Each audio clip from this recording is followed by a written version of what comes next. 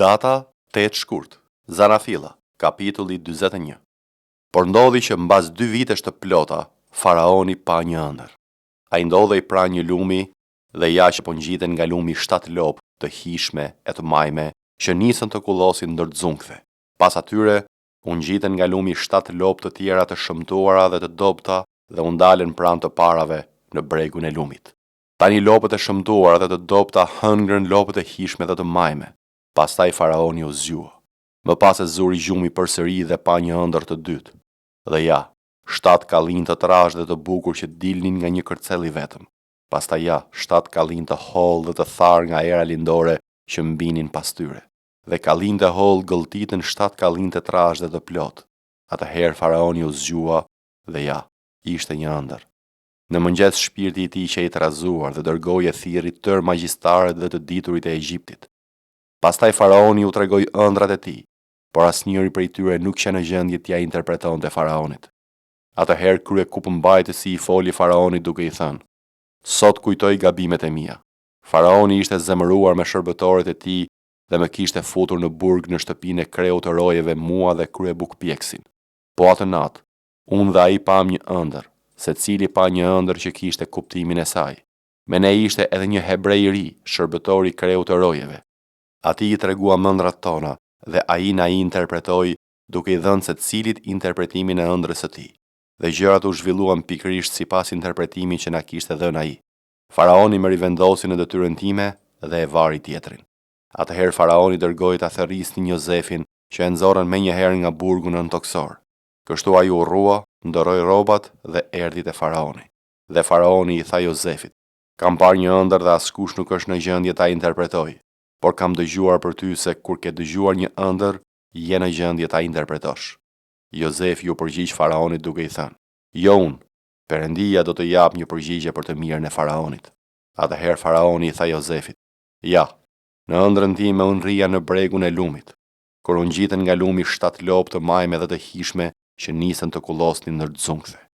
Pas tyre u ngjiten 7 lopë të tjera të dobta, shumë të shëmtuara dhe thatime. Lopë të tilla aq të shëmtuara nuk kisha parë kurrë në gjithë shtetin e Egjiptit. Dhe lopët e dobta dhe të shëmtuara i hëngrën të 7 lopët e para të majme. Por edhe pasi i hëngrën, asnjëri nuk mund të dallonte që i kishin ngrënë, sepse ato ishin të shëmtuara si më parë. Kështu u zgjova. Pastaj pash në ëndrën time 7 kallin që dilnin nga një kërcell i vetëm, të plot dhe të bukur, dhe ja 7 kallin të tjerë të fishkur, të hollë dhe të tharë nga era lindore që mbinin pas të parëve. Pastaj 7 kallin të hollë gëlltitën 7 kallin të bukur. Këtë gjë u tregova magjistarëve, por asnjëri prej tyre nuk që në gjendje të më jepte një shpjegim. Atëherë Jozefi i tha faraonit: "Ëndrat e faraonit janë një ëndër e njëjtë. Perëndia i tregoi faraonit atë që po gatitet të bëj. 7 lopët e bukura janë 7 vite dhe 7 kallin të bukur janë 7 vite. Është e njëjta ëndër. Edhe 7 lopët e dobta dhe të shëmtuara që ngjiteshin pas atyre janë 7 vite. Edhe 7 kallin bosh dhe të tharë nga era lindore janë 7 vite zi e buke." Këto janë ato që i than faraonit. Perëndia i tregoi faraonit atë që po përgatitet të bëj. Ja, po vinë 7 vite bollëku të madh në tërë vendin e Egjiptit, por pas këtyre do të vinë 7 vite zi e buke dhe gjithë ai bollëk do të harrohet në vendin e Egjiptit dhe zia do të ligështojë vendin.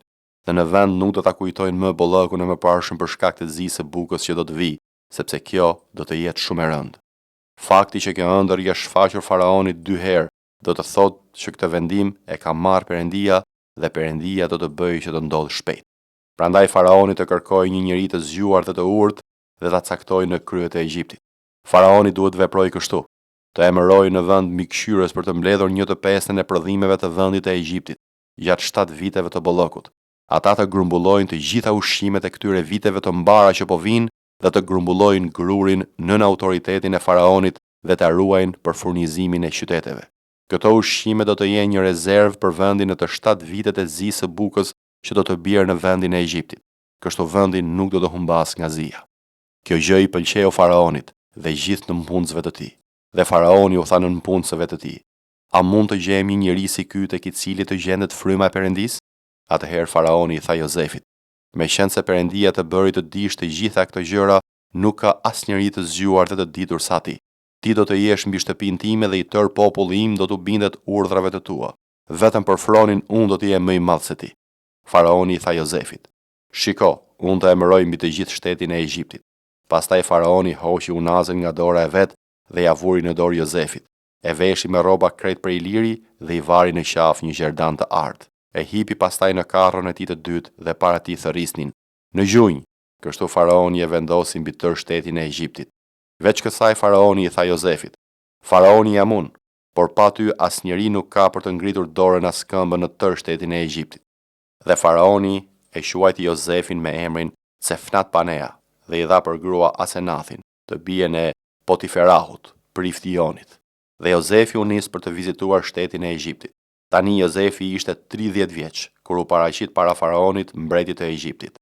Pastaj Jozefi u largua nga faraoni dhe i ra anë mban Egjiptit. Gjatë 7 viteve të bollokut, toka prodhoi shumë dhe Jozefi grumbulloi tërë ushqimet në vendin e Egjiptit gjatë atyre 7 viteve dhe i vendosi nëpër qytetet. Në çdo qytet vendosi ushqimet e territorit përreth. Kështu Jozefi grumbulloi grur si rëra e detit, aq shumë sa pushoi së mbajturi llogari, sepse sasia e grurit ishte e pallogaritshme. Para se të vinte viti i zis, Jozefit i lindën 2 fëmijë që Asenathi, e bija e Potiferahut, prifti i Onit, i lindi. Jozefi ai quajti të parëlindurin Manasi, sepse tha: Perëndia bëri që të harroj çdo shqetësim timin dhe tërë shtëpinë e atit tim. Të dytit i vuri emrin Efraim, sepse tha: Perëndia më ka bërë frytdhënës në vendin e pikëllimit tim. 7 vitet e bollokut që qenë në shtetin e Egjiptit morën fund dhe filluan 7 vitet e zis, ashtu si kishte thënë Jozefi. Kishte mungesë ushqimi në të tëra vendet, por në tërë vendin e Egjiptit kishte bukë. Pastaj tërë vendi i Egjiptit filloi të vuajë nga uria dhe populli e ngriti zërin për të kërkuar bukë faraonit. Atëherë faraoni u tha tërë egjiptasve: Shkoni te Jozefi dhe bëni si t'ju thot ai.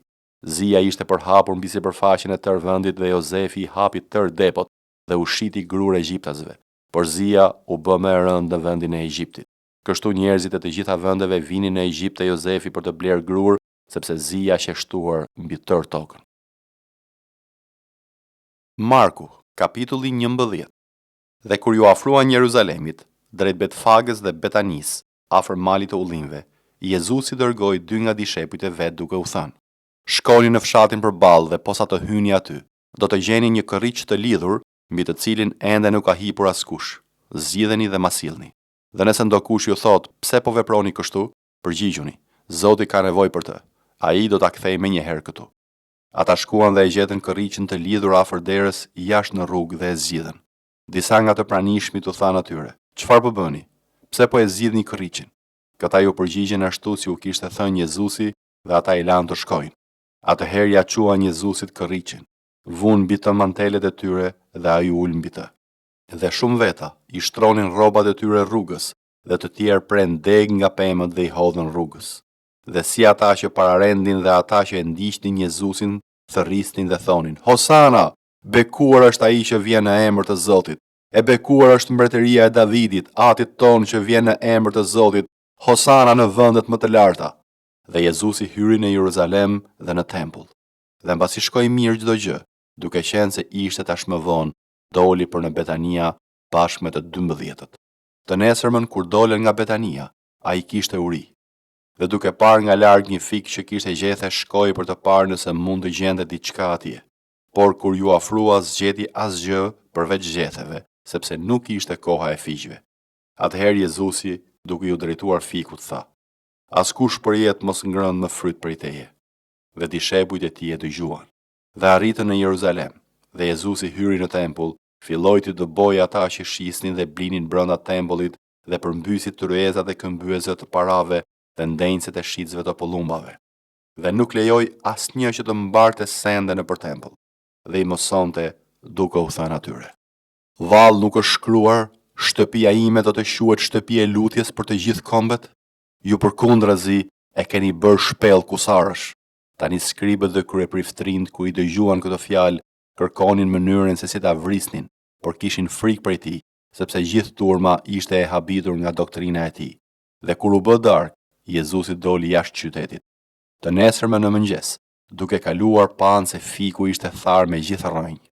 Dhe Pietri, duke u kujtuar, i tha: Mjeshtër, Ja fiku që ti mallkove, që nga tharë. Atëherë Jezusi duke u përgjigjur u tha atyre: Kini besim në Perëndin, sepse ju them në të vërtetë se nëse dikush do t'i thotë këtij mali luaj vendi dhe hidhu në det, dhe nuk do të ketë dyshime në zemër të vet, por të besojë se ajo që po thotë do të ndodhë, çdo gjë që thotë do t'i bëhet. Prandaj po ju them, të gjitha ato që ju kërkoni duke u lutur, besoni se do t'i merrni dhe ju do t'i merrni. Dhe kur qëndroni duke u lutur, nëse keni diçka kundër ndokujt, faleni, që edhe Ati juaj që është në qiejt t'ju a fal mëkatet tuaja. Por nëse ju nuk falni, as Ati juaj që është në qiejt nuk do t'ju a fal shkeljet tuaja. Pastaj erdhën përsëri në Jeruzalem, dhe ndërsa ai po ecte nëpër tembull, kur e priftrind, skribët dhe pleqt ju afruan dhe i thanë: Me çfarë autoriteti bën ti këto gjëra? Kush ta dha këtë autoritet për t'i kryer këto gjëra? Dhe Jezusi duke u përgjigjur u tha atyre: Edhe unë do t'ju pyes vetëm një fjalë. Më jepni përgjigje dhe unë do t'ju them juve me çfarë autoriteti bëj këto gjëra. Pagëzimi i gjonit, ai ishte nga qielli apo nga njerëzit? Më jepni përgjigje. Ata filluan të arsyetonin midis tyre. Po të themi nga qielli, ai do të thotë: Atëherë pse ju nuk i besuat? Por po të themi nga njerëzit, kemi frikë nga populli sepse të gjithë e konsideronin gjonin se ishte me të vërtet profet. Dhe duke ju përgjigjur, i thanë Jezusit: Nuk e dim. Dhe Jezusi duke u përgjigjur u tha atyre: As unë nuk po ju them se me çfarë autoriteti i bëj këto gjëra. Jobi, kapitulli 7. A nuk kryen vallë një punë të rëndë njeriu mbi tokë dhe ditët e tij, a nuk janë si ditët e një argati? Ashtu si sklavi dëshiron fort hijen dhe ashtu si argati pret mëditjen e tij, kështu edhe mua më ran muaj fatkeqësie dhe mu caktuan net me dhëmbje. Sa shtrihem them, kur do të ngrihem? Por nata është e gjatë dhe jam vazhdimisht i shqetësuar deri në agim. Mishi im është i mbuluar me krimba dhe me buca dheu, lëkura ime plasaritet dhe është bërë e përshtirë. Ditët e mia janë më të shpejta se masuri një enci dhe po harxhohen pa shpresë. Kujtoj që jeta ime është një frym. Syri im nuk do të shoh më të mirën. Syri atij që më shikon nuk do të më shoh më. Sytë e tu do të jenë mbi mua, por unë nuk do të jem më. Ashtu si reja davaritet dhe nuk duket më, kështu ai që zbret në Sheol nuk kthehet më. Nuk do të kthehet më në shtëpinë e tij, dhe banesa e tij nuk do ta njoh më. Prandaj nuk do ta mbaj gojën të mbyllur dhe do të flas në ankthin e frymës time. Do të ankohem në hidhërimin e shpirtit tim. A jam vallë deti apo një përmbindësh deti që ti më ruan me roje? Kur unë them shtrati im do të më jap një lehtësim, shtroja ime do ta zbuz dhëmbjen time, ti më trem me ëndra dhe më të merron me vegime. Kështu shpirti tim i parapëlqen të mbytet dhe të vdes sesa të bëj këtë jetë. Unë po shpërbëhem. Nuk kam për të jetuar gjithnjë. Lërm të qetë. Ditët e mia nuk janë vetë se një frym. Ç'është njeriu që ti ta bësh të madh dhe të kujdesesh për të, dhe ta vizitosh çdo mëngjes duke e vënë në provë në çdo çast? Kur do ta heqësh shikimin tënd nga unë dhe do të më lësh të përcjell përshtypjen time? Në rast se kam mëkatuar, çfarë të kam bërë ty, o rojtar i njerëzve? Pse më ke bërë objekt të goditjeve të tua, aq sa jam bërë barr vetes sime? Pse nuk i fal shkeljet e mia dhe nuk e kapërcen pa udhësinë time?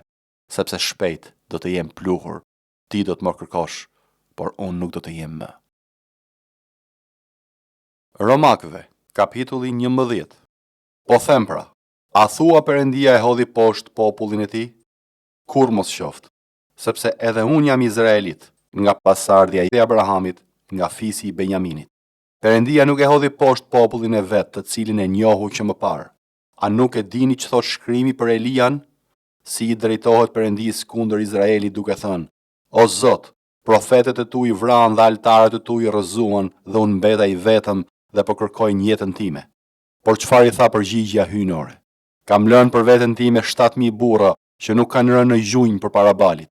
Kështu pra, edhe në kohën e tanishme ka mbetur një mbetje pas zgjedhjes së hirit. Edhe nëse është prej hirit, nuk është më prej veprash.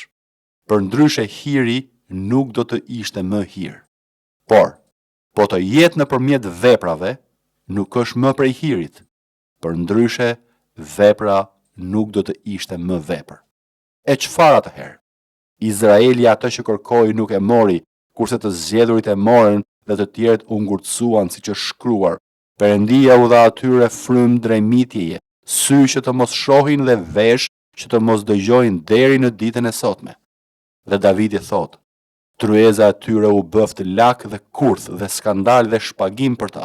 Sytë e tyre u errësofshin që të mos shohin dhe kurrizin e tyre kërruse për gjithnjë. Po them pra, mos u penguan që të rrëzohen, kur mos qoft, por me anë të rrëzimit të tyre u erdhi shpëtimi kombeve që t'i shpjer ata në xhelozi. Edhe nëse rrëzimi i tyre është pasuri për botën dhe humbja e tyre është pasuri për kombet, sa më tepër do të jetë plotësia e tyre. Sepse po ju them juve, kombeve, se unë jam apostull i kombeve, dhe unë nderoj shërbesën time, në mund t'i shtije në zel ata që janë mishi im edhe të shpëtoj disa prej tyre. Sepse në qoftë se refuzimi i tyre është pajtim për botën, çdo të jetë pranimi i tyre përveç se jetë prej të vdekurve.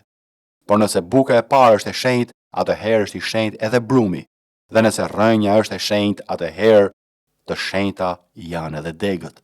Edhe sikur të koputën disa degë, ti pra që ishe ullastër u shartove në vend të tyre dhe u bëre pjesëtari i rrënjës dhe i majmërisë së pemës së ullirit. Mos u mburr kundër degëve, por nëse mburresh kundër tyre, nuk je ti që mban rrënjën, por rrënja të mban ty. Do të thuash pra, degët u koputën që të shartohem unë.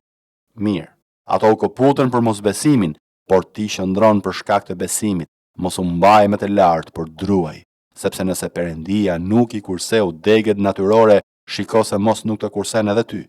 Shi pra mirësinë dhe rreptësinë e Perëndisë, rreptësinë mbi ata që u rrëzuan dhe mirësinë ndaj teje. Në qoftë se ti do të qëndrosh në mirësinë e Perëndisë, përndryshe edhe ti do të kuputesh. Kështu dhe ata, nëse nuk do të qëndrojnë në mosbesim, do të shartohen, sepse Perëndia është i fuqishëm t'i shartojë ata përsëri. Sepse në qoftë se ti u kopute nga ullastra, që prej natyre ishe e egër dhe u shartove kundër natyrës në ulli të butë, sa më tepër këto që janë degë prej natyre do të shartohen në ullirin e vetë. Sepse nuk dua o vëllezër që ju të mos e dini këtë mister, që të mos mbaheni për të mençur se i ndodhi një ngurtësim i pjesëshëm Izraelit derisa të ketë hyrë tërësia e kombeve, dhe kështu mbari Izraeli do të shpëtohet sikurse është shkruar, nga Sioni do të vijë çlirimtari dhe do të largojë pabesi nga Jakobi, dhe kjo do të jetë beslidhja ime me ta kur të heq mëkatet e tyre. Për sa i përket ungjillit, ata janë armiq për shkakun tuaj, por për sa i përket zgjedhjes, janë të dashur për shkak të etërve, sepse dhuntit dhe thirrja e Perëndisë janë të pakthyeshme. Sepse si kundër dhe ju dikur ishi të pabindur ndaj Perëndisë, por tani fituat mëshirën për shkak të mosbindjes së tyre, kështu edhe këta tani u bën të pabindur, që për shkak të mëshirës që u tregua për ju, të fitojnë edhe ata mëshirë. Sepse Perëndia i mbylli të gjithë në mosbindje, që të ketë mëshirë për të gjithë. Oh, thellësi pasurie dhe urtësive dhe diturisë të Perëndisë, sa të pa hulumtueshme janë gjykimet e tij dhe të pa gjurmueshme janë udhët e tij. Sepse kush e njohu mendjen e Zotit, ose kush u bë këshilltar i tij, ose kush i dha atij më parë që të ketë për të marrë shpagim, sepse prej tij dhe me anë të tij dhe ndaj tij janë të gjitha, lavdia tij përjet. Amen.